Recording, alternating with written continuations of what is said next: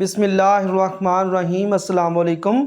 उम्मीद है कि आप सब खैरियत से होंगे। तो आज हम क्लास 10th में मैथमेटिक्स का चैप्टर नंबर 6 वेक्टर इन प्लेन उसको स्टार्ट करेंगे और उसमें आज हम एक्सरसाइज 6.1 को कम्प्लीटली सॉल्व करेंगे।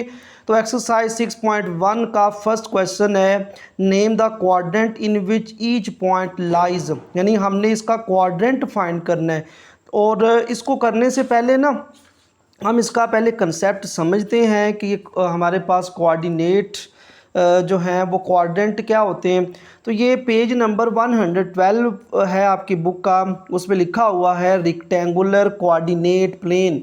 ये हमारे पास ये रेक्टेंगुलर कोऑर्डिनेट प्लेन है जिसमें एक एक्स एक्सिस लाइन होती है और ये एक वाई एक्सिस लाइन होती है। तो वो कह रहे हैं कि rectangular coordinate plane is formed by the intersection of a horizontal line called the axis of a X or shortly X axis. वो कह रहे हैं कि आपके पास रेक्टेंगुलर कोऑर्डिनेट प्लेन तब बनेगी जब आपके पास एक हॉरिजॉन्टल लाइन जिसको हम एक्सिस ऑफ ए एक्स या शॉर्टली हम उसको एक्स एक्सिस भी कह सकते हैं, ये हमारे पास लाइन ऐसी ये वाली हॉरिजॉन्टल लाइन जिसको हम बोलेंगे कि ये हमारे पास एक्स एक्सिस है।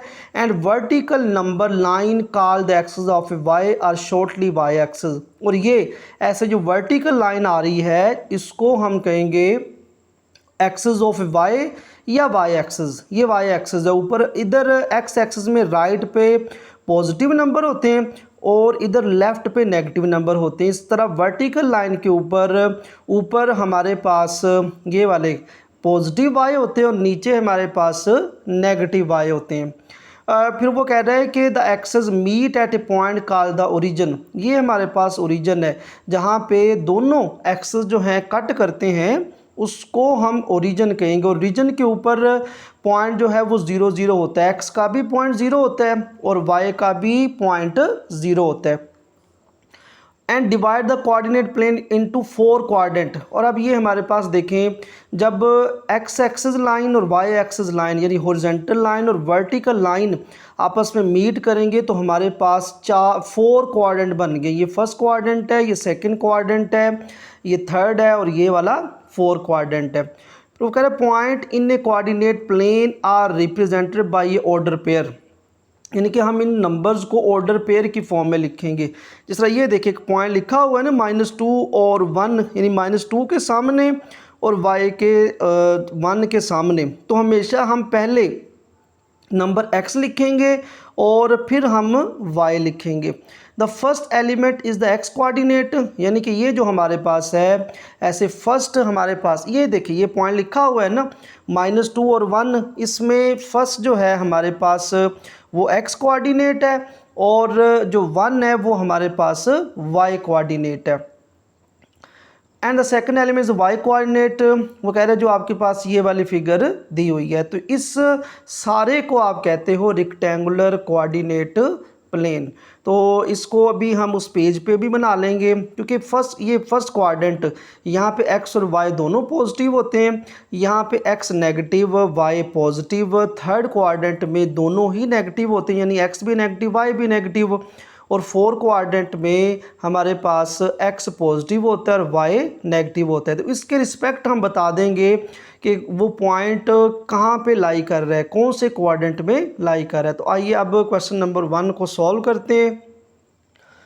तो एक्सरसाइज 6.1 का क्वेश्चन नंबर 1 है name the quadrant in which each point लाई, यानी कि हमने ये बताना है कि ये पॉइंट कौन से क्वाड्रेंट में लाई कर रहा है। तो उसके लिए हम यहाँ पे कोऑर्डिनेट प्लेन एक दफ़ा बना लेते हैं फिर इजीली हम इन पॉइंट को जो है वो क्वाड्रेंट के लिहाज से लिख देंगे। तो यहाँ पे हमारे पास एक्स एक्सिस होता है पॉजिटिव एक्स एक्सिस, यहाँ पे हमारे पास पॉजिटिव वाई एक्सिस होता है, इधर ये x यानी प्राइम इसको हम पढ़ते हैं, यहाँ पे नेगेटिव x एक्सिस होता है और यहाँ पे नेगेटिव y होता है। यहाँ पे एक्स और वाई दोनों पॉजिटिव होते हैं। हमने हमेशा पहले एक्स पॉइंट को लिखना है फिर वाई पॉइंट को लिखना है। ये हमारे पास एक्स एक्सिस के ऊपर ये पॉजिटिव इस तरह पॉइंट होंगे, इधर एक्स के नेगेटिव पॉइंट होंगे इस तरह ऊपर। ये हमारे पास ऐसे यानी कि 1 2 3 इधर -1 -2 -3 इधर ऊपर 1 2 3 पॉजिटिव में। इसी तरह वाई के नीचे ऐसे आ जाएगा, ऐसे 1 -1 -2 -3 और यहाँ पे ये ज़ीरो है। ठीक है, यहाँ पे ये फर्स्ट क्वाड्रेंट है, ये फर्स्ट क्वाड्रेंट है, यहाँ पे एक्स भी पॉजिटिव और वाई भी पॉजिटिव है। ये सेकंड क्वाड्रेंट है, यहाँ पे देखें एक्स नेगेटिव है और वाई पॉजिटिव है, तो ये हमारे पास सेकंड क्वाड्रेंट है। ये वाला थर्ड क्वाड्रेंट है, इसमें एक्स भी नेगेटिव है और वाई भी नेगेटिव है। ये वाला फोर्थ क्वाड्रेंट है, इसमें एक्स भी पॉजिटिव है और वाई जो है वो नेगेटिव है। अब ये हमारे पास देखें पॉइंट है 4 और 3, इसमें फर्स्ट पॉइंट एक्स का है और सेकंड पॉइंट वाई का है, तो एक्स भी पॉजिटिव है वाई भी पॉजिटिव है, तो ये कौन से क्वाड्रेंट में होगा, ये फर्स्ट क्वाड्रेंट में होगा। यानी 4 यहाँ पे कहीं आएगा, 3 यहाँ पे आएगा, तो पॉइंट इधर पे कहीं आ जाएगा। तो हम यहाँ पे लिख देंगे क्वाड्रेंट फर्स्ट, यानी ये बस लिख देना है क्वाड्रेंट 1। ये आपको या तो शॉर्ट क्वेश्चन आएगा या एमसीक्यूज आ सकता है। अब नेक्स्ट है हमारे पास सेकंड पार्ट, वो कह रहा है 5 और -4। अब देखिए एक्स पॉजिटिव है वाई नेगेटिव है, तो ये देखें यहाँ पे एक्स पॉजिटिव है वाई नेगेटिव है, तो ये कौन सा क्वाड्रेंट है, 4 वाला क्वाड्रेंट है। तो यहाँ पे हम जस्ट ये लिख देंगे क्वाड्रेंट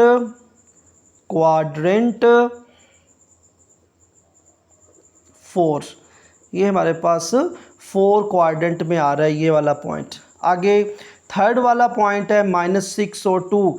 अब यहाँ पे देखें ये एक्स नेगेटिव है वाई पॉजिटिव है, तो एक्स नेगेटिव है और वाई पॉजिटिव है, ये कौन से क्वाड्रेंट में आते हैं, सेकंड में। ये देखें एक्स नेगेटिव और वाई पॉजिटिव, तो ये सेकंड क्वाड्रेंट है। हम यहाँ पे लिख देंगे क्वाड्रेंट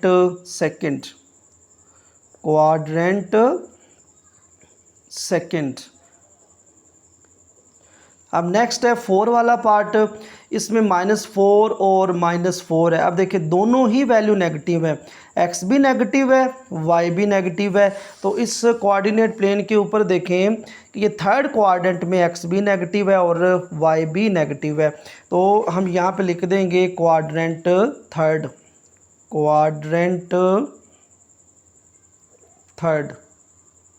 तो ये था हमारे पास क्वेश्चन नंबर 1 जिसमें हमने जस्ट क्वाड्रेंट लिखने थे। तो नेक्स्ट क्वेश्चन नंबर 2 है plot the following points on the coordinate plane, यानी हमें पॉइंट दिए जाएंगे और हमने उनको कोऑर्डिनेट प्लेन के ऊपर उनको लिखना है, ज़ार करना है। जिस तरह ये हमारे पास फर्स्ट पॉइंट है A3 -3, सेकंड है B -3 और 3, C है 5 और 7 और D है -2 और -4। इन तमाम पॉइंट को हमने एक ही कोऑर्डिनेट प्लेन के ऊपर ज़ार कर देना है। तो ये देखिए आप इस तरह ये एक्स एक्सिस और वाई एक्सिस लाइन लगा लोगे, इस तरह स्केल के साथ ये आपने एक्स एक्सिस लाइन लगानी है और इस तरह वाई एक्सिस लाइन लगानी है। अब देखिए जो सारे पॉइंट हैं इनमें सबसे बड़ा नंबर कौन सा है, 7 है, तो आप मिनिमम जो है वो हर तरफ 7 जो है वो पॉइंट लगा लोगे। और आपने पॉइंट किस तरह लगाने हैं, जिस तरह यहाँ पे ऐसे स्केल रख लोगे और 1 सेंटीमीटर का आपने डिफरेंस लेना है। जिस तरह ये देखिए मैंने यहाँ पे 1 है 2 है 3 है 4 है 5 है 6 है 7 है, तो ये हमारे पास एक्स एक्सिस आ गया। तो यहाँ पे हम नंबर्स को लिख देंगे 1 2 3 4 5 6 और 7। फिर इसी तरह इधर हम नेगेटिव एक्स एक्सिस है -1 -2 -3 -4 -5 -6 और -7। हम 7 तक क्यों लिख रहे हैं, क्योंकि सबसे बड़ा पॉइंट सारे पॉइंट्स में से एक 7 है, इसलिए हम मिनिमम 7 नंबर लिखेंगे। अब ऊपर भी देखें इस तरह वाई की लाइन लगाई है, नीचे नेगेटिव पॉइंट आ जाएंगे वाई के, तो यहाँ पे भी हम नंबर्स लिख लेते हैं। ये आएगा 1 2 3 4 5 6 7 और 8, ये वाई एक्सिस के पॉजिटिव पॉइंट आ गए। यहाँ पे ज़ीरो आना है क्योंकि ये ओरिजिन है और यहाँ पे x की वैल्यू भी ज़ीरो है और y की वैल्यू भी ज़ीरो है।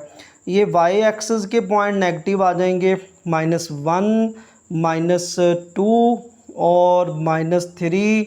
ये आ जाएगा ये वाला -5, -6, -7 और -8। अब यहाँ पे देखें, ये हमारे पास फर्स्ट पॉइंट है 3 और -3, इसको कोऑर्डिनेट प्लेन के ऊपर ज़ार करेंगे तो 3 यानी x पॉजिटिव है, y नेगेटिव है, 3 और -3। तो यहाँ पे देखें x एक्सिस में ये 3 जो है वो पॉजिटिव है और -3 जो है वो नेगेटिव है। तो 3 के सामने ये वाला और -3 के सामने, इधर ये -3 है ना, तो 3 के सामने और -3 के सामने हम यहाँ पे ऐसे पॉइंट लगा लेंगे और ये हमारे पास आ गया है यहाँ पे 3 और -3। इसको हम कह देंगे कि ये हमारे पास ए पॉइंट है यहाँ पे। ठीक है, आपने 3 के सामने और -3 के सामने, ये हमारे पास ऐसे फोर्थ क्वाड्रेंट आ जाएगा। हमने लिखना नहीं है, जैसे ये हमारे पास फोर्थ क्वाड्रेंट में आ गया ये वाला पॉइंट। आगे बी पॉइंट है -3 और 3, यानी x का पॉइंट नेगेटिव है, y का पॉजिटिव है।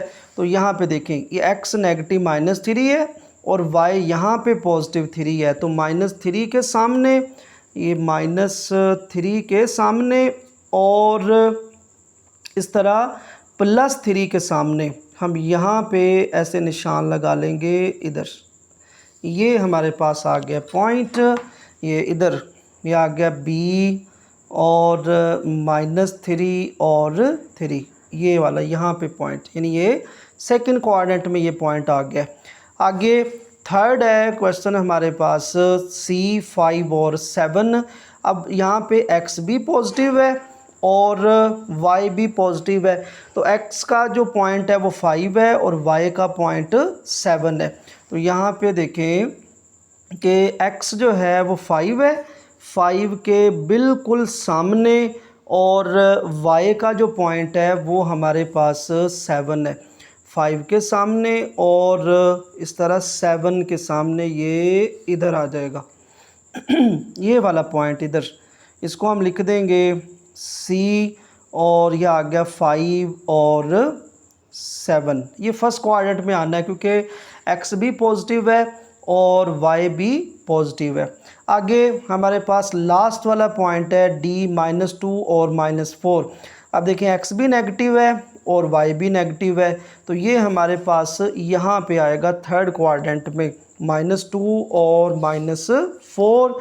तो ये -2 के सामने और यहाँ पे ना -3 है और यहाँ पे -4 आना है, यहाँ पे -5, ये -6 और ये वाला -7। तो ये मैंने यहाँ पे -4 नहीं लिखा, तो हमारे पास पॉइंट है -2 और -4। तो इस तरह -2 के सामने और -4 के सामने ये इधर आ जाएगा हमारे पास पॉइंट, ये वाला। तो इधर हम लिख देंगे D हमारे पास आ गया है -2 और -4। तो ये हमारे पास 4 पॉइंट थे A B C D। इसको हमने एक ही कोऑर्डिनेट प्लेन के ऊपर इनको ज़ाहिर करना था, तो ये हमने इनको ज़ाहिर कर दिए। ये था हमारा क्वेश्चन नंबर 2। तो नेक्स्ट एक्सरसाइज 6.1 का क्वेश्चन नंबर 3 है, name the tail and tip of the following vector. यानी हमने इसमें टेल और टिप इन वेक्टर्स की लिखनी है। तो पहले इसका कंसेप्ट समझते हैं, फिर हम इस क्वेश्चन को सॉल्व करेंगे। तो हमारे पास कुछ क्वांटिटीज़ होती हैं, हमने फिज़िक्स में भी पढ़ा है, फिज़िकल क्वांटिटी, फिर बेसिक क्वांटिटी और फिर ड्राइव्ड क्वांटिटी। फिर उन क्वांटिटीज़ को हम डिनोट करने के लिए स्केलर और वेक्टर यूज़ करते हैं।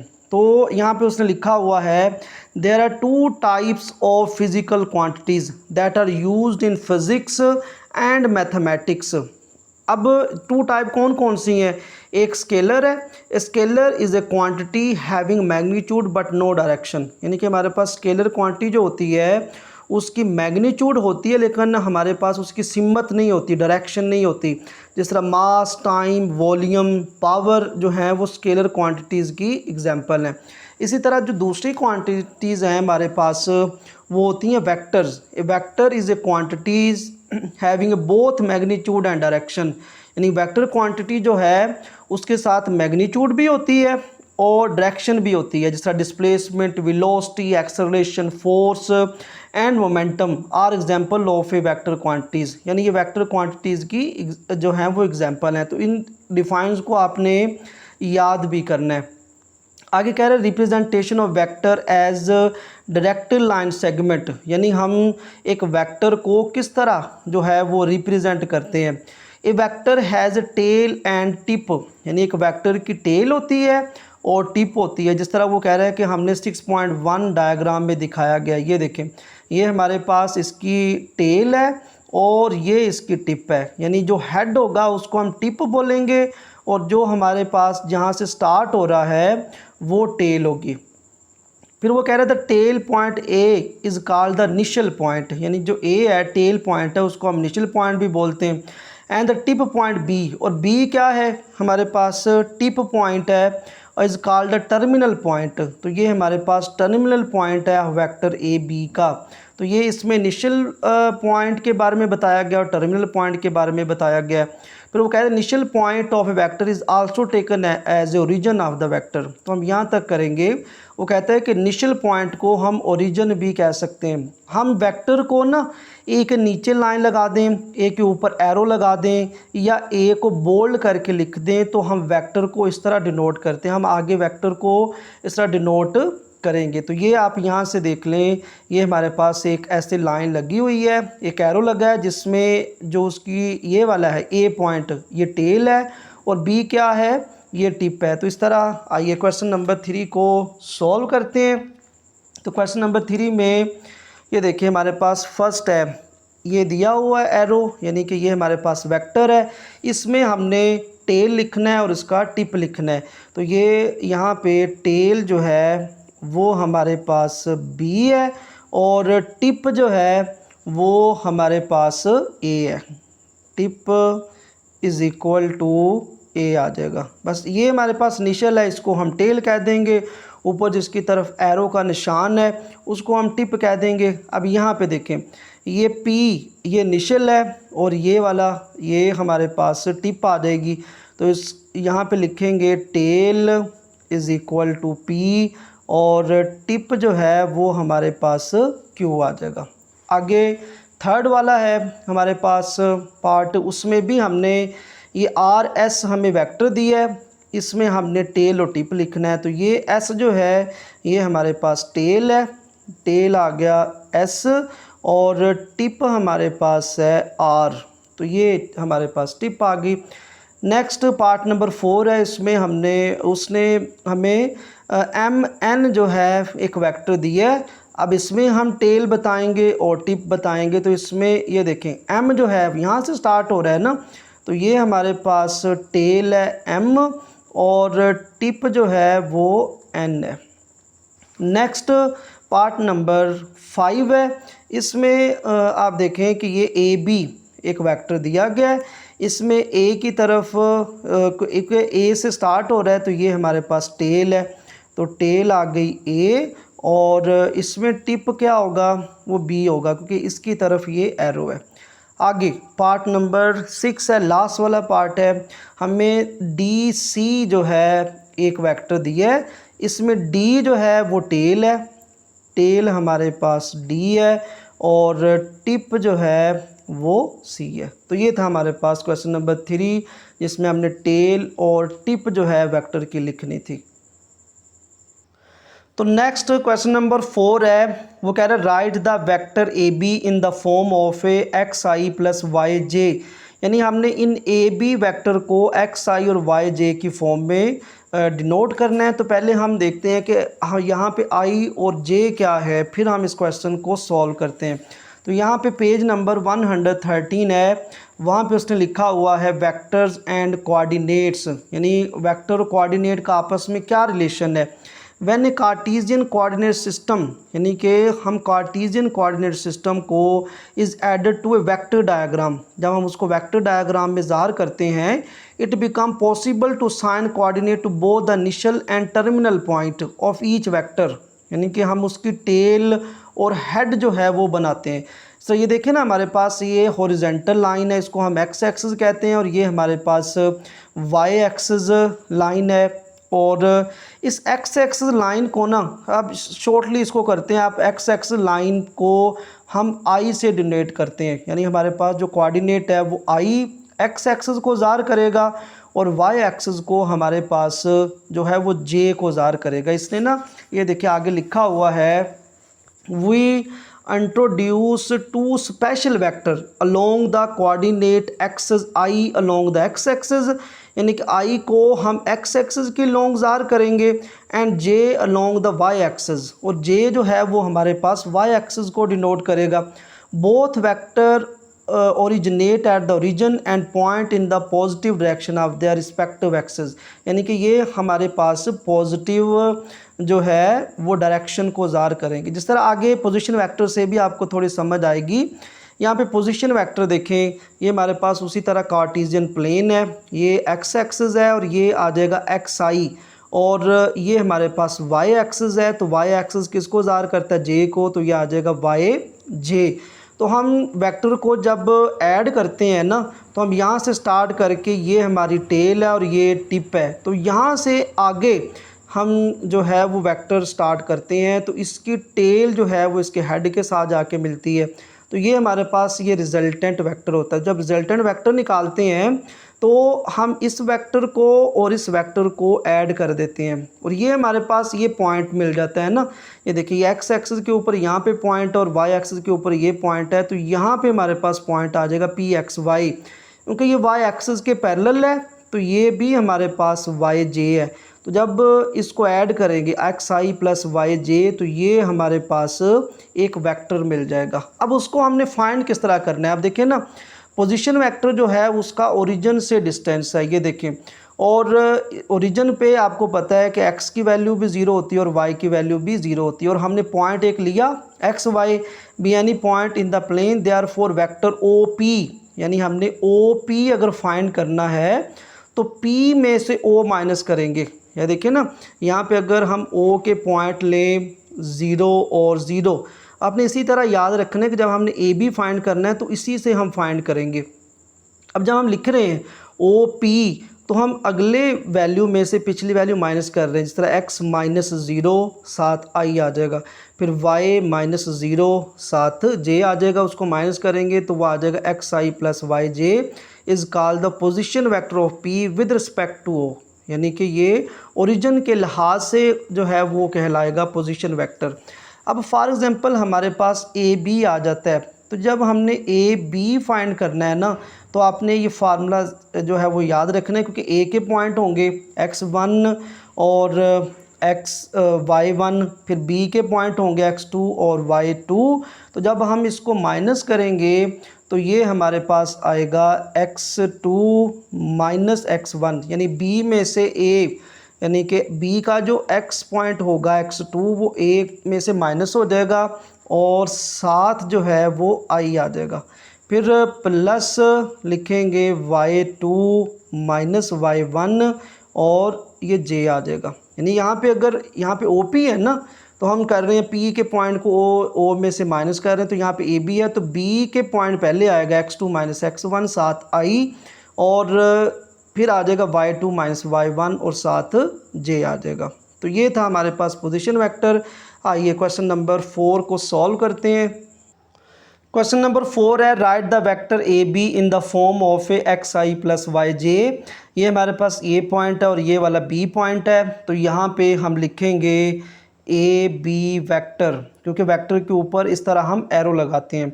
और ए बी वेक्टर मैंने आपको अभी बताया जब हमने डिफ़ाइन किया है, तो उसका फार्मूला होगा x2 माइनस x1 आई प्लस y2 माइनस y1 और साथ j आएगा।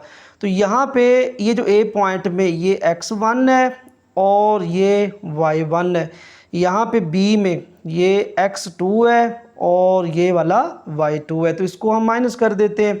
यहाँ पे देखें x2 है -2 और x1 है 1, तो दरमियान में माइनस आएगा, साथ हम i लिखेंगे, फिर प्लस यहाँ पे y2 की वैल्यू 4 है और y1 की वैल्यू माइनस है, तो यहाँ पे माइनस इंटू -7 लिख के फिर हम j को लिखेंगे, क्योंकि यहाँ पे y1 के साथ भी माइनस आ रहा है ना, तो इसलिए ये -2 -1 ये आ जाएगा हमारे पास -3i और प्लस ये देखिए ये माइनस माइनस जो है वो प्लस हो जाएगा और यहाँ पे 4 + 7 और 7 j आएगी। यहाँ पे ना हमने इसके नीचे ऐसे लाइन लगानी है, इसका मतलब होगा कि ये हमारे पास वेक्टर, इस वेक्टर को हम ज़ाहिर कर रहे हैं।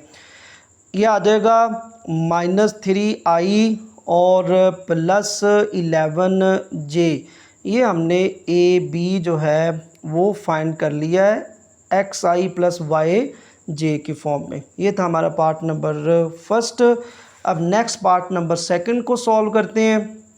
तो ये हमारे पास ए पॉइंट है 8 और 9, बी है 12 और 3। हमने फाइंड करना है ए बी वेक्टर। तो ए बी वेक्टर के लिए फार्मूला है x2 - x1i और प्लस y2 - y1 और j आ जाएगा। यहाँ पे ए पॉइंट में ये x1 है और ये वाला y1 है, बी में ये x2 है और ये वाला y2 है। तो इसमें वैल्यू पुट कर देते हैं। x2 की वैल्यू है 12 और x1 की वैल्यू है 8 और इधर आ जाएगा i। यहाँ पे ना नीचे लाइन लगानी है, i आ जाएगा और प्लस y2 की वैल्यू 3 है और y1 की वैल्यू 9 है, तो 3 - 9 और साथ j आ जाएगा।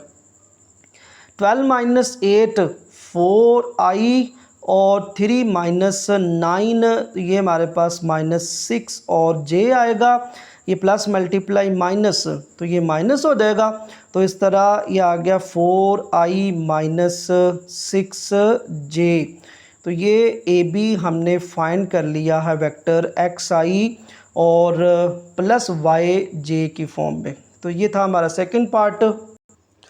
नेक्स्ट क्वेश्चन नंबर 5 को सॉल्व करेंगे। वो कह रहा है फाइंड द मैग्नीट्यूड ऑफ ए, यानी हमने ए वेक्टर की मैग्नीट्यूड फाइंड करनी है। तो पहले हम मैग्नीट्यूड की जो डिफ़ाइन है उसको पढ़ लेते हैं।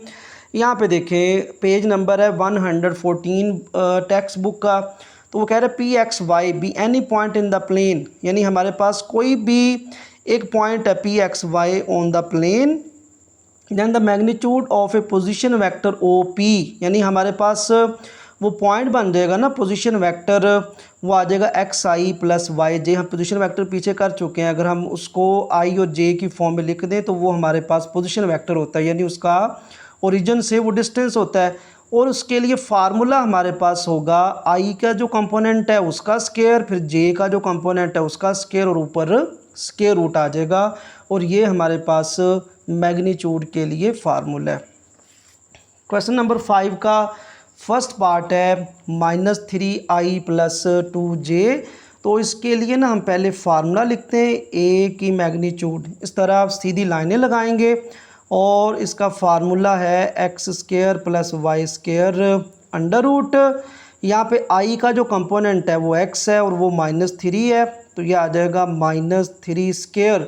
फिर j का कंपोनेंट +2 है, तो ये आ जाएगा 2 का स्क्वायर और स्क्वायर रूट। तो इस तरह -3² 9, 2 स्क्वायर 4 और ऊपर स्क्वायर रूट। तो इस तरह 9 + 4, तो 9 + 4 को ऐड करेंगे तो ये 13 का स्क्वायर रूट आ जाएगा। तो इस तरह ये हमारे पास ए वेक्टर की मैग्नीट्यूड आ गई है 13√। सेकंड पार्ट को सॉल्व करते हैं। सेकंड पार्ट में भी हमने उसकी मैग्नीट्यूड फाइंड करनी है इस वेक्टर की। तो हमारे पास इसका फार्मूला है ए वेक्टर की मैग्नीट्यूड x² + y² और स्क्वायर रूट √। तो अब i का जो कंपोनेंट है वो x है, यानी कि यहाँ पे x की वैल्यू 4 है, तो ये आ जाएगा 4²। और j का जो कंपोनेंट है यानी y की वैल्यू -3 है, तो -3 का स्क्वायर और स्क्वायर रूट। तो इस तरह 4 स्क्वायर 16 माइनस 3 स्क्वायर 9, तो 16 प्लस 9 ये आ जाएगा 25 अंडर रूट। तो 25 का अंडर रूट हमारे पास 5 आ जाएगा। तो ये ए वेक्टर की मैग्नीट्यूड हमने फाइंड कर ली है, वो 5 आ गई और ये सेकंड पार्ट का आंसर है। नेक्स्ट पार्ट नंबर 3 है, इसका भी हमने मैग्नीट्यूड फाइंड करना है और यहाँ पे ए वेक्टर है 1/2i प्लस 3/2j। तो उसी तरह हम पहले फार्मूला लिखेंगे ए वेक्टर की मैग्नीट्यूड और इसका फार्मूला है X square plus Y square और अंडर रूट। तो यहाँ पे आई का जो कंपोनेंट है वो यानी कि वो x को ज़ार कर रहा है, तो यहाँ पे x की वैल्यू 1/2 है और j का कंपोनेंट y को डिनोट कर रहा है, तो यहाँ पे y की वैल्यू 3/2 है। तो यहाँ पे हम पुट कर देते हैं 1/2 स्क्वायर और 3/2 स्क्वायर और स्क्वायर रूट, ये आ जाएगा 1/4 9/4 और ऊपर अंडर रूट। तो यहाँ पे 4 एलसीएम आएगा, 4 एलसीएम आ गया तो ऊपर वाली वैल्यू वैसे ही ऐड हो जाएंगी क्योंकि दोनों का बटा सेम है। तो 9 + 1 ये हमारे पास आएगा 10/4 और अंडर रूट। अब देखिए 10 का जो अंडर रूट है वो एज इट इज़ रहेगा और 4 का जो अंडर रूट है वो हमारे पास 2 आ जाएगा। तो इस तरह ये थर्ड पार्ट है जिसकी हमने मैग्नीट्यूड फाइंड कर ली है 10√/2 और इस तरह हमारा क्वेश्चन नंबर 5 सॉल्व हो गया। नेक्स्ट क्वेश्चन नंबर 6 को सॉल्व करेंगे। तो क्वेश्चन नंबर 6 है find a unit vector in the direction of a vector given below, यानी कि हमें नीचे वेक्टर दिए हुए हैं और हमने इसका यूनिट वेक्टर फाइंड करना है। तो पहले हम यूनिट वेक्टर की डेफिनेशन को समझते हैं और टेक्स्ट बुक का पेज नंबर है 115, वहाँ पे लिखा हुआ है यूनिट वेक्टर। यूनिट वेक्टर क्या होता है? Unit vector is a vector whose magnitude is 1, यानी कि जो यूनिट वेक्टर है उसकी मैग्नीट्यूड 1 होती है। If A is any vector, अगर हमारे पास कोई भी ए वेक्टर हो then its unit vector is represented as A hat. इसको हम पढ़ेंगे ए वेक्टर के ऊपर इस तरह ना ये लगा देंगे ऐसे, इसको पढ़ेंगे ए हैट और it is define as A hat is equal to A vector over A magnitude. हमारे पास A hat is equal to आएगा जो भी हमारे पास वेक्टर दिया होगा वो हम ऊपर लिखेंगे और उसकी मैग्नीट्यूड को उसके ऊपर डिवाइड कर देंगे, तो ये हमारे पास यूनिट वेक्टर फाइंड हो जाएगा। तो आइए क्वेश्चन नंबर 6 को सॉल्व करते हैं। तो फर्स्ट पार्ट है, इसमें हमने यूनिट वेक्टर फाइंड करना है। तो हमें पता है कि यूनिट वेक्टर जो है वो किसी भी वेक्टर का उसका फार्मूला है A vector over A vector की मैग्नीट्यूड। तो हम पहले ए वेक्टर की मैग्नीट्यूड फाइंड कर लेंगे फिर हम उसको डिवाइड कर देंगे। तो ए वेक्टर की मैग्नीट्यूड का फार्मूला आपको पता है वो है X square plus Y square और स्क्वायर रूट। तो यहाँ पे आई का जो कंपोनेंट वो -4 है और वो एक्स को ज़ार कर रहा है, तो ये आ जाएगा -4 स्क्वायर। यहाँ पे जे के साथ 5 है और वो वाई को डिनोट कर रहा है, तो ये आ जाएगा 5 का स्क्वायर और स्क्वायर रूट। तो -4 का स्क्वायर 16, 5 का स्क्वायर 25 स्क्वायर रूट। तो इसको हम ऐड करेंगे 25 + 16, तो ये हमारे पास 41 का अंडर रूट आ जाएगा। तो इस तरह ए वेक्टर की मैग्नीट्यूड हमारे पास आ गई है 41 अंडर रूट। अब हम यूनिट वेक्टर का फार्मूला लिखेंगे। तो ए वेक्टर का यूनिट वेक्टर वो इक्वल होता है A vector over A magnitude. तो यहाँ पे हम वैल्यू पुट कर देते हैं।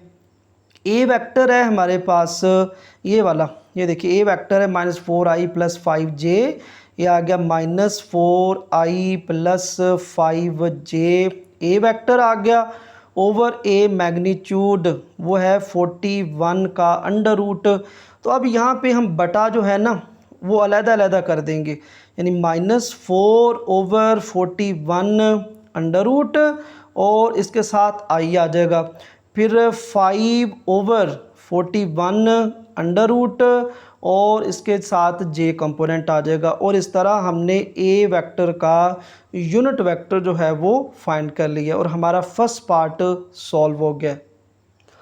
तो नेक्स्ट पार्ट नंबर 2 है, उसमें हमें ए वेक्टर दिया है वह 6i + 8j। तो हमें पता है कि यूनिट वेक्टर का फार्मूला है ए वेक्टर का यूनिट वेक्टर और वो इक्वल है A vector over A vector की मैग्नीट्यूड। तो हम पहले ए वेक्टर की मैग्नीट्यूड फाइंड करेंगे, उसके लिए फार्मूला लिखेंगे पहले ए वेक्टर मैग्नीट्यूड और is equal to x² + y² under root. तो यहाँ पे i का जो कंपोनेंट है वो x को ज़ाहिर कर रहा है, तो x की वैल्यू 6 है और y की वैल्यू 8 है। तो यहाँ पे हम पुट करेंगे 6² और +8² स्क्वायर रूट। तो इस तरह 6² 36, 8² 64, इसको ऐड करेंगे तो ये हमारे पास 100 आ जाएगा, 100 का स्क्वायर रूट।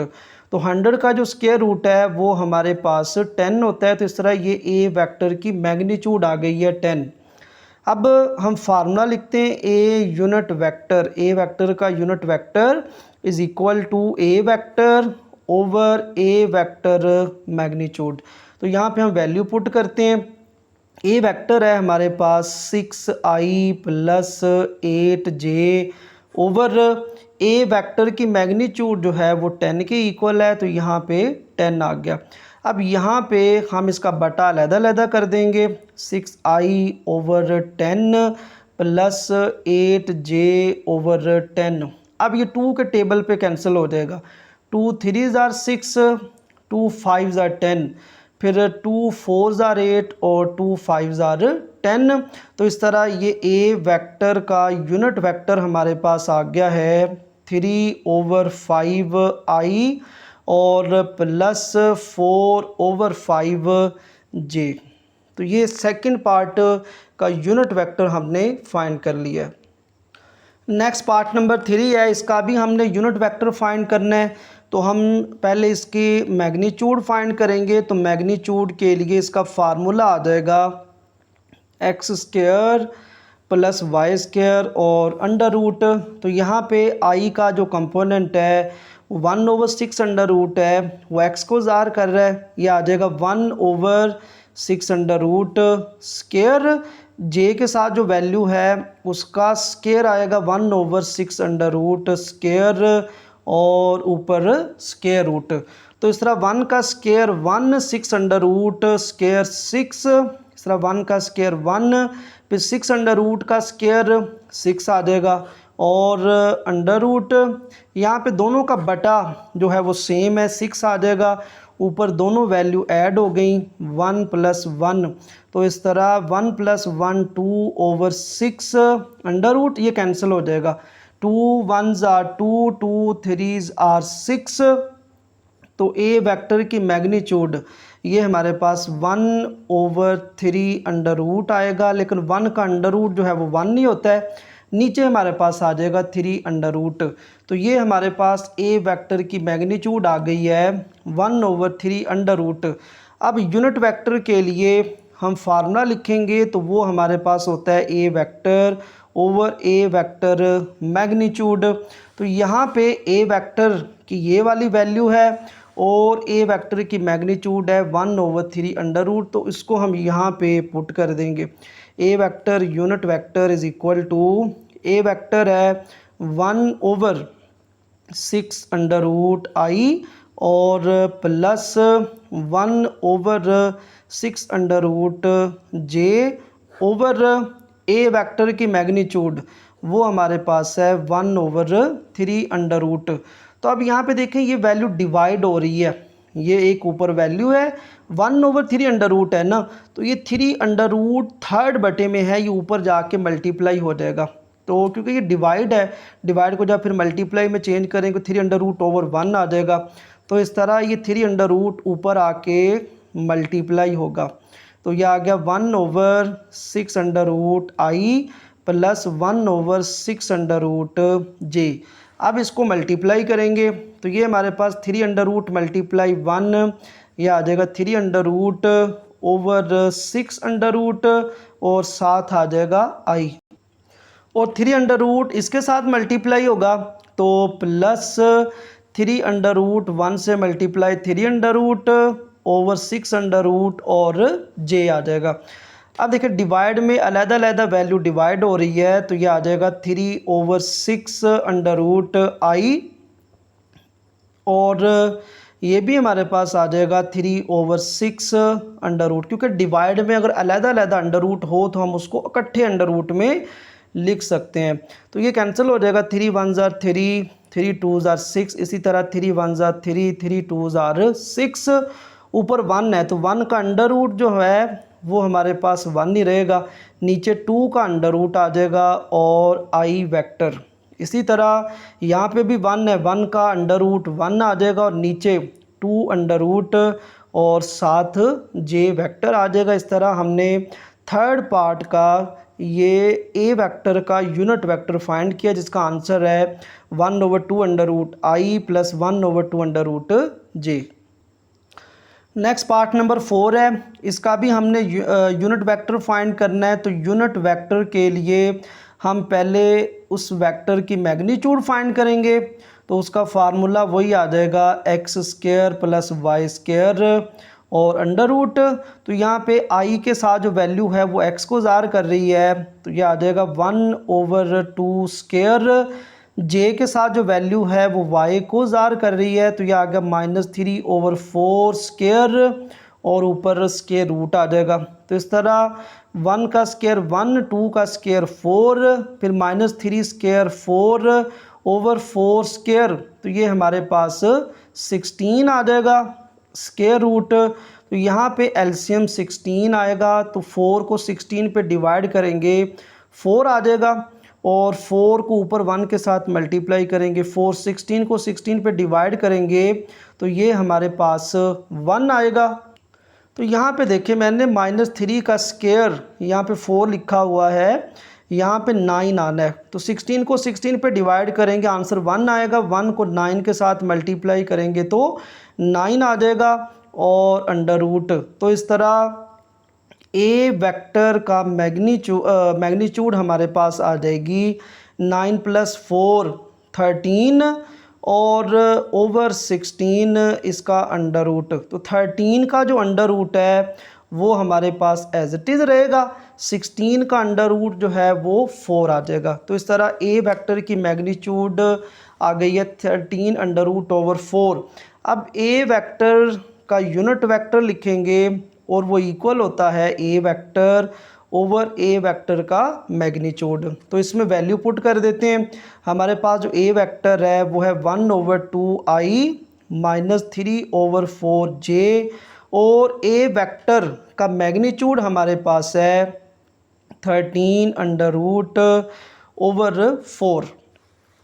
अब देखिए ये नीचे फ्रैक्शन में वैल्यू है, इस तरह डिवाइड हो रही है, यहाँ पे अगर लिखें divided by 13 under root over 4, जब हम उसको मल्टीप्लाई में चेंज करेंगे तो 4 जो है वो ऊपर आ जाएगा और 13 अंडर रूट नीचे रहेगा। तो ये 4 ओवर ऊपर आके जब मल्टीप्लाई होगा तो ये आ जाएगा 4 ओवर 13 अंडर रूट। और नेक्स्ट जो वेक्टर है हमारे पास 1 ओवर 2 आई -3 ओवर 4 जे, ये हमारे पास एज इट इज़ आ जाएगा। अब इसको हमने इन दोनों के साथ मल्टीप्लाई करवाना है, 4 over 13 under root multiply 1 over 2 I vector, फिर माइनस, फिर आ जाएगा 4 over 13 under root multiply 3 over 4 और साथ जे वेक्टर आ जाएगा।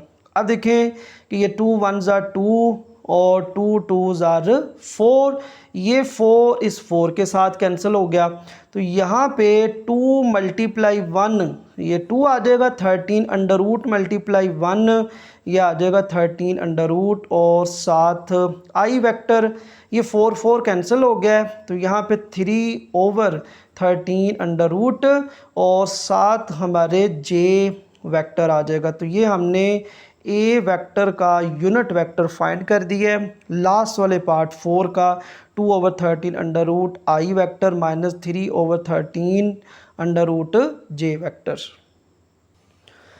क्वेश्चन नंबर 7 है, इफ़ ए वेक्टर हमें दिया हुआ है 5a माइनस 7j और बी वेक्टर दिया है -i और -j और इस तरह सी वेक्टर दिया हुआ है 2i + 3j, then find unit vector parallel to, यानी कि हमने पहले ये फाइंड करना है a + b - 3c, फिर हम इसके अलोंग जो है वो यानी इसी का यूनिट वेक्टर फाइंड करेंगे। तो पहले हम a + b - 3c फाइंड करते हैं।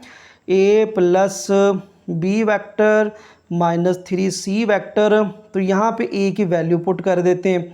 a की वैल्यू आएगी 5i - 7j, यहाँ पे ब्रैकेट लगा देते हैं, प्लस फिर हमारे पास ये b वेक्टर है, उसको हम यहाँ पे लिखेंगे -i और -j वेक्टर, फिर है -3 और यहाँ पे ये c वेक्टर की वैल्यू आएगी 2i और +3j। अब इन ब्रैकेट्स को कैंसिल करेंगे तो ये आ जाएगा 5i वेक्टर -7j, कंपोनेंट इसको बोलते हैं। अब इस प्लस को अंदर मल्टीप्लाई करेंगे तो साइन चेंज नहीं होंगे, -i कंपोनेंट -j कंपोनेंट, -3 को अंदर मल्टीप्लाई करेंगे तो कांस्टेंट के साथ मल्टीप्लाई होगा, -3 × 2 -6i और -3 मल्टीप्लाई प्लस ये आ जाएगा -9 और j कंपोनेंट। अब ये वाला हमारे पास i कंपोनेंट है, ये वाला i कंपोनेंट है और ये वाला i कंपोनेंट है। अब ये देखें माइनस यहाँ पे जिसका कोफिशिएंट नहीं होता, आपको पता है जिसका कांस्टेंट नहीं होता तो वहाँ पे 1 होता है, तो ये -1 है और -6 है, ये दोनों ऐड हो गए, -1 और -6, ये हमारे पास -7 आ जाएगा, -7 + 5 तो ये आ जाएगा -2i कंपोनेंट, क्योंकि 7 बड़ी वैल्यू उसके साथ माइनस है तो इसलिए यहाँ पे भी माइनस आएगा। इसी तरह ये हमारे पास है -7j और -j, ये आ गया -8j, फिर -8 और -9, तो ये हमारे पास ऐड हो जाएगा। ये देखिए ना, -7 -1 तो -8, -8 और -9 ये हमारे पास आ जाएगा -17j कंपोनेंट। तो इस तरह हमने ये फाइंड कर लिया है a vector + b vector -3c vector. तो इसको ना हम लेट कर लेते हैं कि ये u के इक्वल है, ये वाली वैल्यू जो है ना, ये वाली हमने लेट किया यहाँ पे, लेट कि ये जिस वेक्टर के पैरेलल है उसको हमने लिख लिया u वेक्टर = -2i - 17j। अब वो कह रहे हैं कि इसका यूनिट वेक्टर फाइंड करो। तो यूनिट वेक्टर फाइंड करने के लिए हम पहले इसकी मैग्नीट्यूड फाइंड करेंगे।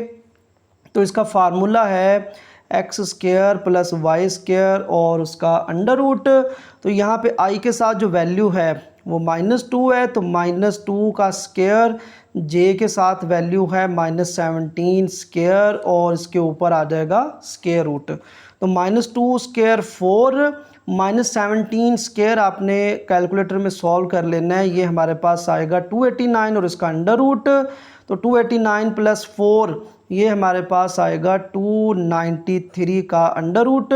तो इस तरह ये u वेक्टर की मैग्नीट्यूड आ गई है जो कि हमने इसके इक्वल लिया है, इसके पैरेलल है। अब हम इसका फार्मूला लिखते हैं, u वेक्टर का यूनिट वेक्टर और = u vector over u vector magnitude. तो u वेक्टर है हमारे पास -2i - 17j over u vector की मैग्नीट्यूड हमारे पास आई है 293 अंडर रूट, क्योंकि 293 अंडर रूट ने आगे सॉल्व नहीं होना, ये हमारे पास एज इट इज़ रहेगा।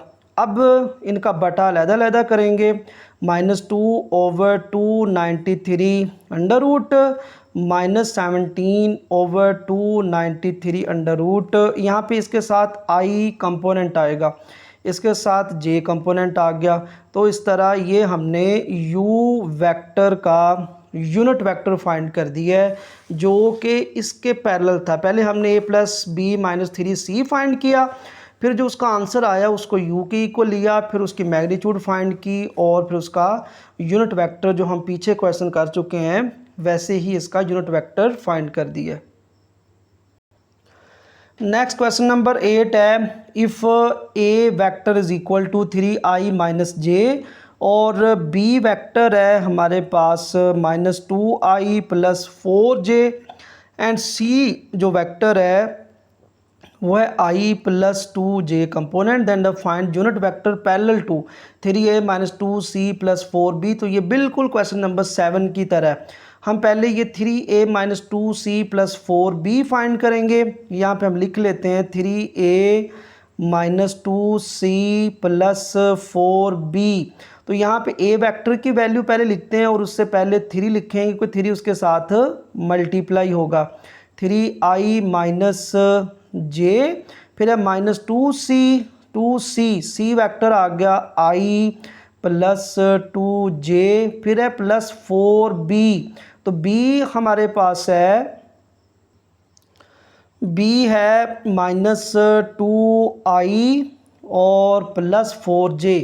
अब हम इन कांस्टेंट को अंदर मल्टीप्लाई करेंगे। 3 multiply 3 9 i component minus 3 multiply j component आ जाएगा। फिर -2 को मल्टीप्लाई करेंगे तो ये हमारे पास -2i कंपोनेंट और -2 मल्टीप्लाई +2 ये आ जाएगा -4 और j कंपोनेंट। यहाँ पे +4 को अंदर मल्टीप्लाई करेंगे तो +4 multiply -2 -8i component plus 4 multiply +4 plus 16 j component आ जाएगा। अब हम इसको ऐड करते हैं 9i और -2i। अब देखिए -2i और -8i ये आ जाएगा -10i। -10i प्लस 9i तो 10 में से 9 सब्ट्रैक्ट होंगे तो 1 आएगा। 1 हम नहीं लिखेंगे लेकिन माइनस का साइन आएगा क्योंकि -10i की वैल्यू बड़ी है। अब j कंपोनेंट को सॉल्व करते हैं तो -3j -4j ये हमारे पास -7j आ जाएगा और प्लस 16j। 16 में से -7 को सब्ट्रैक्ट करेंगे तो ये हमारे पास प्लस 9j आएगा क्योंकि 16 बड़ी वैल्यू है। तो इस तरह हमारे पास 3a -2c और प्लस 4b आ गया। अब इसके पैरेलल वेक्टर हम इसको ना लेट कर लेते हैं कि ये u के इक्वल है -i प्लस 9j। हमने इसका अब यूनिट वेक्टर फाइंड करना है। तो यूनिट वेक्टर फाइंड करने के लिए हम इसकी मैग्नीट्यूड पहले फाइंड करेंगे। तो मैग्नीट्यूड क्या होता है, i का जो कंपोनेंट है उसका स्केयर आएगा और j कंपोनेंट का स्केयर आएगा और इसके ऊपर स्केयर रूट। तो -1 का स्केयर 1 आ गया, 9 स्केयर 81 और स्केयर रूट। तो 81 प्लस 1 82 का स्केयर रूट। तो इस तरह 82 जो स्केयर रूट है ये हमारे पास एज इट इज़ रहेगा। अब इसका फार्मूला हम लिखते हैं। u वेक्टर का यूनिट वेक्टर वो हमारे पास इक्वल होता है u vector over u vector की मैग्नीट्यूड। अब u वेक्टर ये हमने लेट किया था -i प्लस 9j, वो हम यहाँ पे पुट करते हैं -9i vector plus 9j vector over u vector की मैग्नीट्यूड है 82 का अंडर रूट। अब इसका बटा ना अलग-अलग कर देंगे। यहाँ पे i का जो कांस्टेंट है वहाँ पे -1 है तो -1 ओवर 82 अंडर रूट और इसका i कंपोनेंट आ जाएगा। फिर आएगा 9 ओवर 82 अंडर रूट और j कंपोनेंट। तो इस तरह ये जो हमने वेक्टर लिया था इसके पैरेलल उसका यूनिट वेक्टर हमने फाइंड कर दिया। नेक्स्ट क्वेश्चन नंबर 9 है, which of the following vectors are parallel. यानी हमें वो वेक्टर देगा 2 और वो हमें कहेगा कि इसमें बताएं कि कौन से वेक्टर पैरेलल हैं। तो इसके लिए पहले आ जाएं पेज नंबर 115 के ऊपर, और बल्कि पहले पेज नंबर 113 है। इसमें ये देखें हमने जब किया था रिप्रेजेंटेशन ऑफ वेक्टर, इसके नीचे ये डिफाइनें दी हुई हैं। वो कह रहे vector that has the same magnitude as the given vector but opposite direction is called negative of a vector. अब यहाँ पे ना ये इस डायग्राम से समझें कि ये हमारे पास ऐसे ए वेक्टर है, इसकी ये टेल है और ये टिप है। अब अगर हमने एक वेक्टर इसके अगर ऑपोजिट है, मतलब अगर माइनस ए है, तो इसकी देखिए मैग्नीट्यूड बिल्कुल वैसे ही है, उस जितना ही है, लेकिन इसकी डायरेक्शन इधर को है, तो ये फिर माइनस ए हो गया। तो इसको हम कहेंगे कि ये नेगेटिव वेक्टर है। तो जब भी हमें कहेगा कि इसकी ऑपोजिट डायरेक्शन में आप एक वेक्टर बनाएं, तो हम उसकी डायरेक्शन को चेंज कर देंगे। या फॉर एग्जांपल हमें कहता है कि ए वेक्टर है, इसको -2a कहें, तो हमारे पास जो भी वेक्टर होगा हम उसको -2 से मल्टीप्लाई कर देंगे, जो भी हमें जितना भी कहेगा। आगे two vector A and B are equal if they have the same magnitude and direction, यानी कि टू वेक्टर हमारे पास सेम होंगे, इक्वल होंगे अगर उनकी डायरेक्शन भी एक जैसी हो और उनकी मैग्नीट्यूड भी सेम हो। जिस तरह यहाँ पे देखें कि ए वेक्टर और बी वेक्टर है, इन दोनों की मैग्नीट्यूड भी सेम है और इनका डायरेक्शन भी सेम है, तो ये ए और बी वेक्टर क्या हुए, फिर इक्वल हुए। तो यहाँ पे हम लिख देंगे thus a is equal to b. अब नेक्स्ट है कि a vector whose initial and terminal point are coincide, यानी कि ऐसा वेक्टर जिसकी इनिशियल और टर्मिनल पॉइंट जो हैं वो एक दूसरे से मिले, वो हमारे पास ज़ीरो और नल वेक्टर कहलाता है। यानी कि जहाँ पे हमारा ओरिजिन होता है वहाँ पे zero vector has zero magnitude and it is parallel to every vector, और ये हर वेक्टर के पैरेलल होता है। तो आइए अब हम पेज नंबर 115 पे आ जाते हैं। यहाँ पे हम देखेंगे, वो कह रहा है स्केलर मल्टीप्लिकेशन ऑफ वेक्टर। अगर हमारे पास ए वेक्टर हो और लैम्डा किसी भी स्केलर नंबर को ज़ार कर रहा हो, यहाँ पे कोई भी आ सकता है, 2 आ सकता है, -3 आ सकता है, 4 आ सकता है, then multiplication of a vector A with scalar lambda is scalar multiplication, यानी हम ए वेक्टर के साथ किसी उस दूसरे नंबर को जिसको वो लैम्डा से डिनोट कर रहा है, तो वो हमारे पास स्केलर मल्टीप्लिकेशन कहलाएगी और उसको हम लैम्डा ए के साथ लिखेंगे। Lambda is the new vector that has its magnitude scale by lambda magnitude. फिर है कि अगर लैम्डा ग्रेटर देन ज़ीरो होगा, यानी ज़ीरो से ग्रेटर हम मल्टीप्लाई करवाएंगे, then both A vector and lambda A are in the same direction. जिस तरह यहाँ पे देखें, एक वेक्टर है हमारे पास ए, यहाँ पे उसने 2 को ए के साथ मल्टीप्लाई करवा दी है, तो आप देखें ये जितना वेक्टर है उसका डबल हो गया, तो ये 2 है और यहाँ पे 2 जो है वो लैम्डा को डिनोट कर रहा है।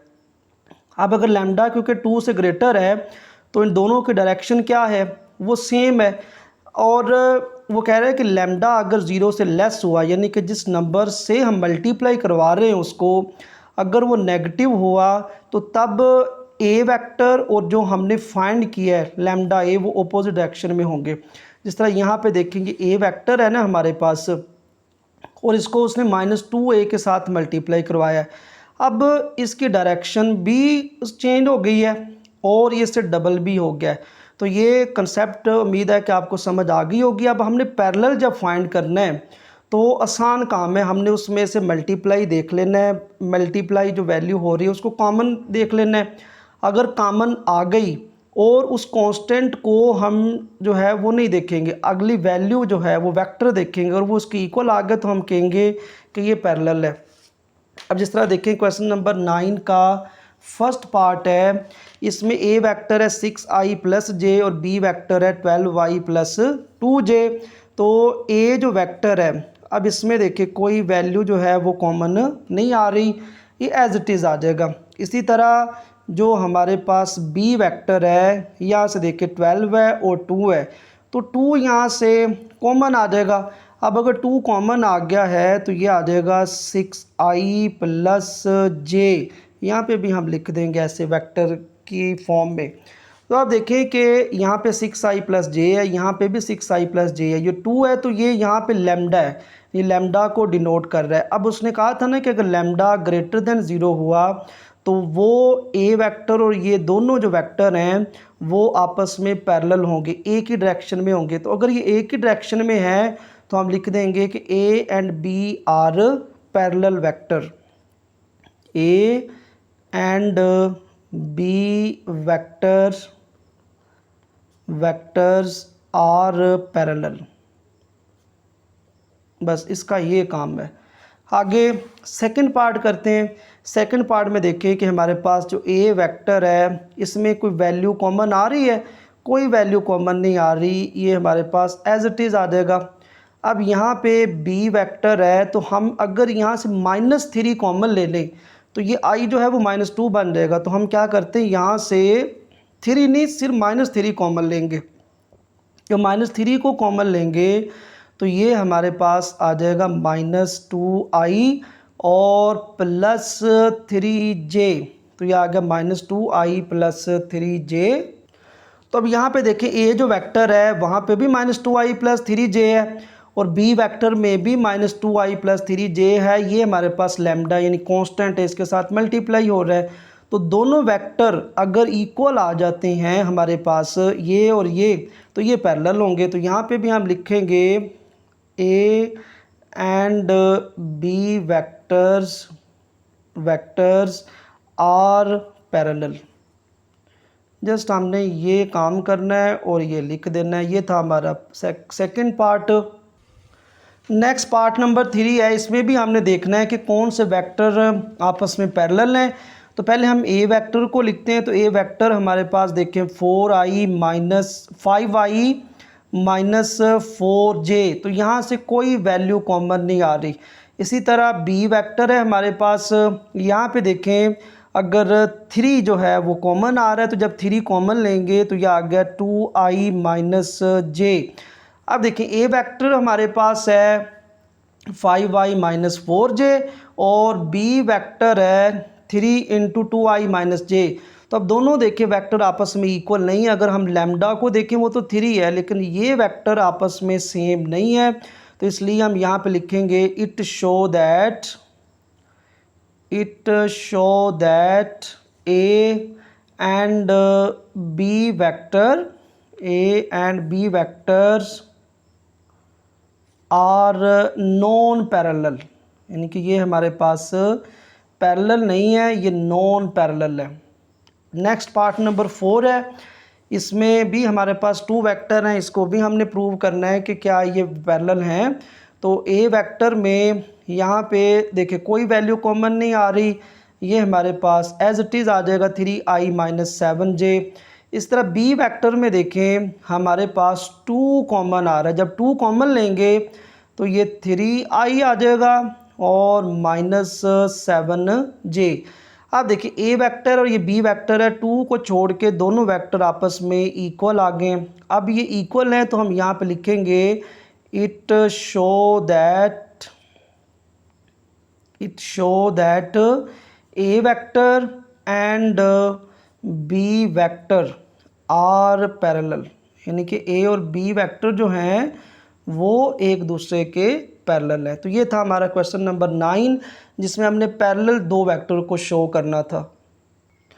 नेक्स्ट क्वेश्चन नंबर 10 है, बिल्कुल इजी क्वेश्चन है। वो कह रहा है find a vector thrice in length of 3i - 2j but opposite in direction. वो कह रहा है कि ये जो वेक्टर है ना आपके पास, उससे आपने दूसरा वेक्टर फाइंड करना है, लेकिन इस वेक्टर से वो 3 गुना ज़्यादा है। थ्राइस का मतलब है कि 3 गुना ज़्यादा, लेकिन वो डायरेक्शन में ऑपोजिट है। अगर डायरेक्शन में ऑपोजिट होता है तो हमें पता है कि जो हमने यहाँ पे थ्राइस यानी 3 को मल्टीप्लाई करना है, -3 से मल्टीप्लाई करना है, क्योंकि ऑपोजिट डायरेक्शन में करना है। तो यहाँ पे हम लिखेंगे रिक्वायर्ड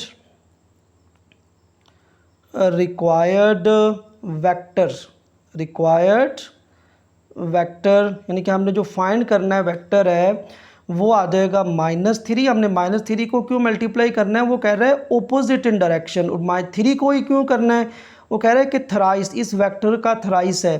तो -3 × 3i - 2j कंपोनेंट। अब -3 को अंदर मल्टीप्लाई करवाते हैं, -3 × 3 -9i component, minus multiply minus plus 3 × 2 6 और j कंपोनेंट। तो इस तरह ये हमारे पास रिक्वायर्ड वेक्टर आ गया है इस क्वेश्चन नंबर 10 में, जो उसने कहा था कि जो थ्राइस हो इस वेक्टर के लेकिन ऑपोजिट हो। क्वेश्चन नंबर 11 है, लास्ट वाला क्वेश्चन है हमारे पास एक्सरसाइज 6.1 का। वो कह रहा है find vector that are double in magnitude of this vector, यानी कि आपने एक वेक्टर फाइंड करना है जो कि इस वेक्टर की मैग्नीट्यूड के डबल हो, यानी इसको आपने 2 से मल्टीप्लाई करना है। 1 इन द सेम डायरेक्शन, यानी कि एक जो है वो सेम डायरेक्शन में होगा, and other in its opposite direction, लेकिन दूसरा जो है वो उसके ऑपोजिट डायरेक्शन होगा। लेकिन आपने मल्टीप्लाई किसको करना है, 2 को, क्योंकि डबल कह रहा है ना वो। तो हम यहाँ पे लिखते हैं vector in same direction with double magnitude. यहाँ पे हम लिखेंगे vector in same direction, vector in same direction with magnitude double, यानी हमने उसकी मैग्नीट्यूड को डबल करना है। हमारे पास वेक्टर कौन सा है, 3i - 5j। तो जब वो के सेम डायरेक्शन में है तो हम जब उस लैम्डा को, जो कि डबल कह रहा है ना, लैम्डा यहाँ पे ज़ाहिर कर रहा है, तो हमने इस वेक्टर को 2 के साथ, पॉजिटिव 2 के साथ मल्टीप्लाई करवाना है। 3i - 5j, क्योंकि सेम डायरेक्शन में है, 2 को अंदर मल्टीप्लाई करवा देते हैं तो ये आ जाएगा 6i - 10j। तो ये हमारे पास एक आंसर आ गया, इसको ए पार्ट कह लेते हैं। अब हम नेक्स्ट सॉल्व करते हैं। वो कह रहा है कि and the other in its opposite direction, यानी दूसरा जो है वो ऑपोजिट डायरेक्शन में हो, हमने डबल ही करना है। यहाँ पे हम लिखेंगे vector in opposite direction, opposite direction with magnitude double, लेकिन क्योंकि यहाँ पे भी मैग्नीट्यूड डबल ही है लेकिन ऑपोजिट डायरेक्शन है, तो इसलिए हम वेक्टर को -2 के साथ मल्टीप्लाई करवाएंगे। वेक्टर हमारे पास वही है 3i - 5j, तो यहाँ पे लिखेंगे 3i - 5j, -2 को अंदर मल्टीप्लाई करवाते हैं, -2 × 3 - 6i। यहाँ पे नीचे वेक्टर को हम डिनोट कर देंगे, minus multiply minus plus, 5 to 10 और j कंपोनेंट। तो ये हमारे पास बी पार्ट आ गया जिसमें उसने कहा था कि डबल आपने लेना है लेकिन ऑपोजिट डायरेक्शन में करना है। तो इस तरह हमारी एक्सरसाइज 6.1 कंप्लीट हो गई है। जो चैनल पर न्यू है वो चैनल को सब्सक्राइब कर दें, वीडियो को लाइक करें, शेयर करें ताकि आपके दोस्तों तक भी वीडियो पहुँच सके। तो अपना बहुत सारा ख्याल रखिएगा, मिलते हैं अगली वीडियो में। अल्लाह हाफिज़।